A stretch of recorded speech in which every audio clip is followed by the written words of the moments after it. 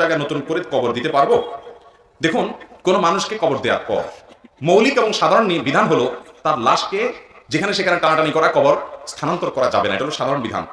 ইসলাম কত সুন্দর জানেন, কারণ এটা আল্লাহ তাআলা দেওয়া। মানুষের বানানো জিনিস 10টা সুন্দর হলে 2টা অসুন্দর বের হবে। ইসলাম তো পুরোটাই আল্লাহ দেওয়া, ওহীর মাধ্যমে প্রাপ্ত মানুষের জিনিস, দেওয়া জিনিস না। এজন্য এখানে কোনো অযৌক্তিক অসুন্দর কিছু নাই। মানুষের মৃত্যুর পর তার দেহটাকে পর্যন্ত সম্মানের নির্দেশ করে, অসম্মান করা যাবে না। এই জন্য আপনি চাইলে এটা কাটাছাড়া করবেন, চাইলে আপনি যেখানে সেখানে নিয়ে যাবেন, ফেলে রাখবেন না। সম্মানজনকভাবে দাফন করতে হবে আপনাকে।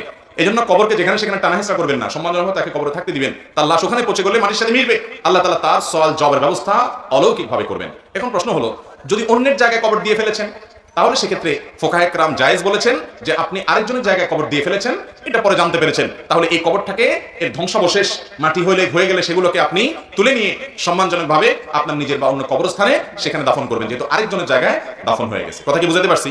আর যদি ওটাকে কিনে ফেলতে পারেন, তাহলে সেটা সবচেয়ে ভালো এবং সবচেয়ে বেটার।